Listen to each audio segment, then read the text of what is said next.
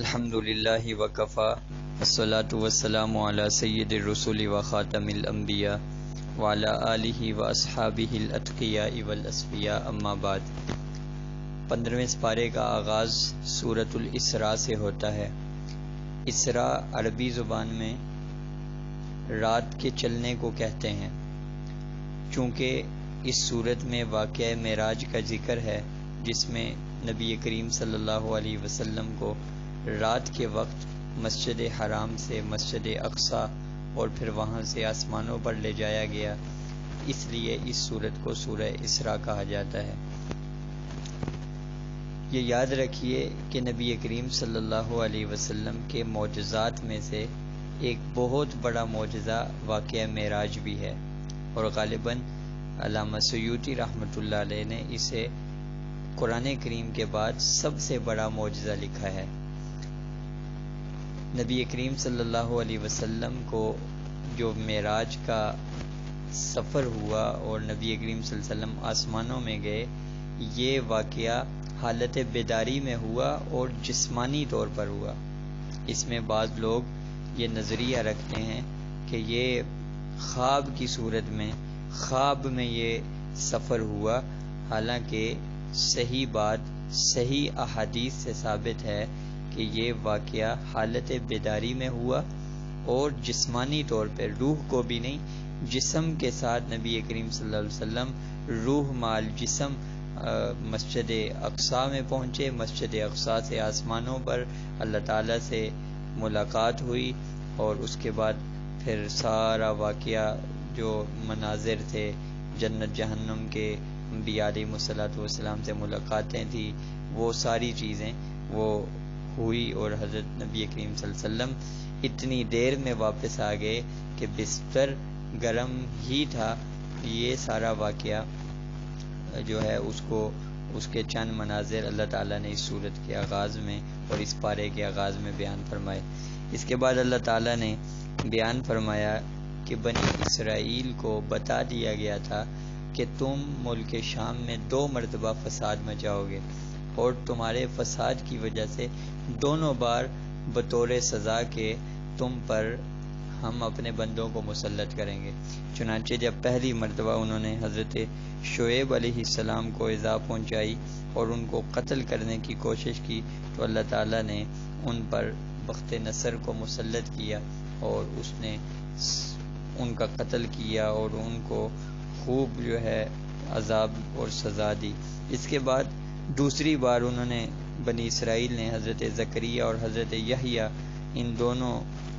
صاحبان کو شہید کیا،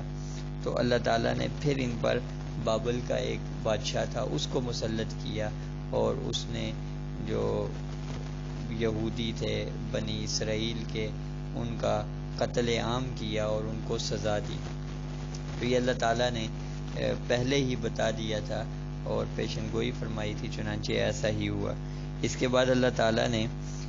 بہت سارے احکامات بتلائے اور بہت ساری چیزیں بیان فرمائی اسلامی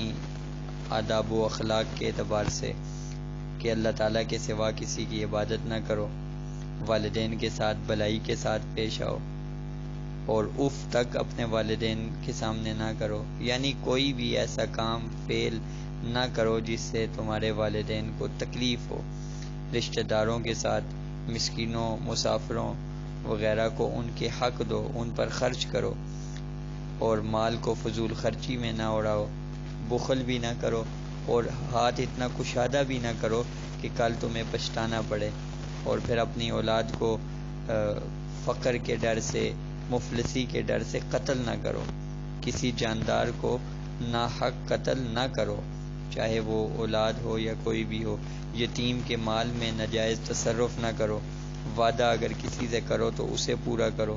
ناپ تول پورا کیا کرو،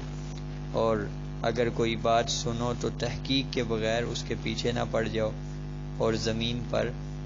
اکڑ کر نہ چلو، عاجزی کے ساتھ چلو، اللہ تعالیٰ کے ساتھ کسی کو شریک نہ کرو۔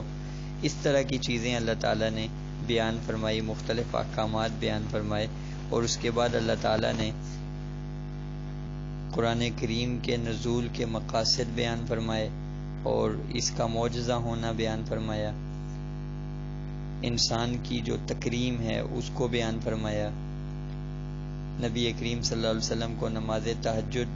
کا حکم اس کا بیان ہے، حضرت موسیٰ علیہ السلام اور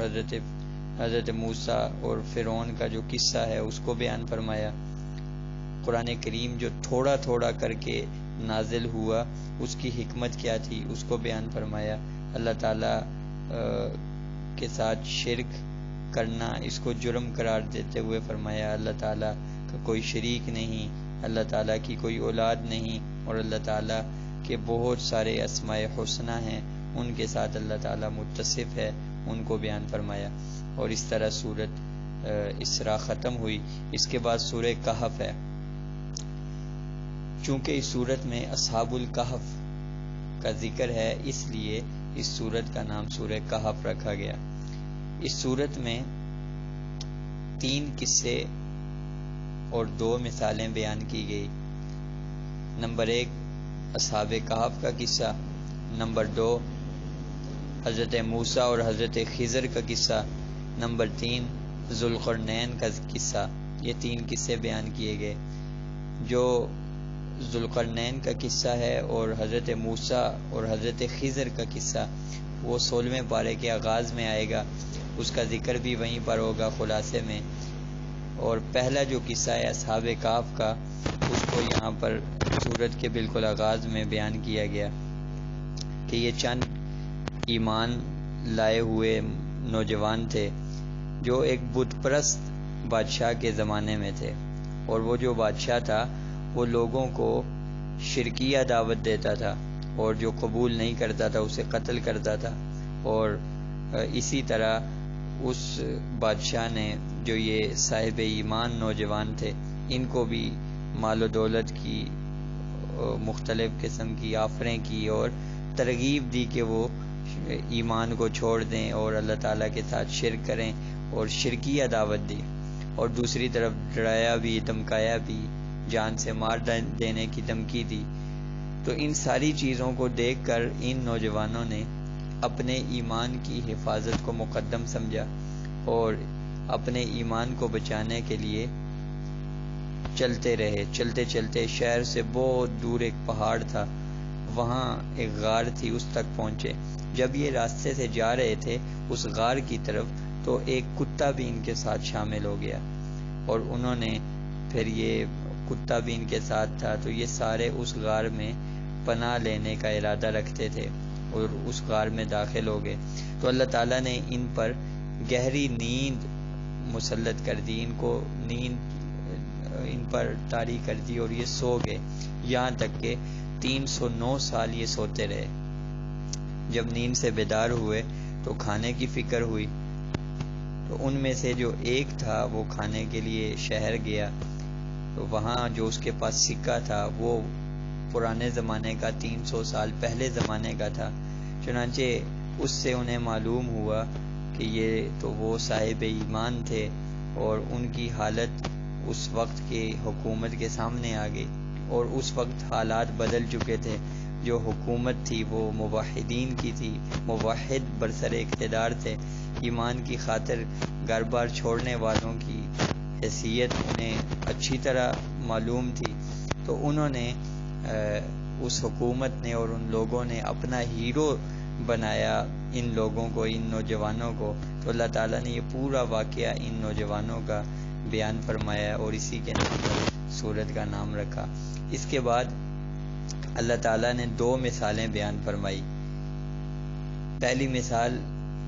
کہ 2 شخص ہیں، ایک کے باغات تھے، دوسرا غریب تھا۔ جو باغات والا تھا نا وہ بڑا تکبر کرتا تھا، اکڑتا تھا، اتراتا تھا۔ غریب اسے ہمیشہ کہتا تھا کہ تو ماشاءاللہ کہا کر اور اللہ تعالیٰ کا شکر ادا کیا کر۔ وہ نہیں مانتا تھا، اس نے نہیں مانا تو اللہ کا عذاب آیا، اس کے باغات جل گئے تو وہ شرمندہ ہوا، وہ سارا اس کی مثال بیان فرمائی۔ اور دوسری مثال بیان فرمائی کہ دنیاوی زندگی کی مثال ایسی ہے جیسے آسمان سے پانی برسا، زمین سرسبز ہو گئی اور کچھ عرصے کے بعد سب کچھ سوکھ کر چورا چورا ہو گیا۔ تو یہ دنیاوی زندگی کی مثال ہے۔ تو یہ مثالیں بیان فرمائی، اور آگے حضرت موسیٰ اور خضر علیہ السلام کا قصہ شروع ہوا جو 16ویں سپارے میں ختم ہوگا، تو اس کا خلاصہ بھی 16ویں سپارے میں عرض کیا جائے گا۔ اللہ تعالی ہمیں قرآن کریم سمجھنے کی توفیق عطا فرمائے۔ وما توفیقی الا باللہ۔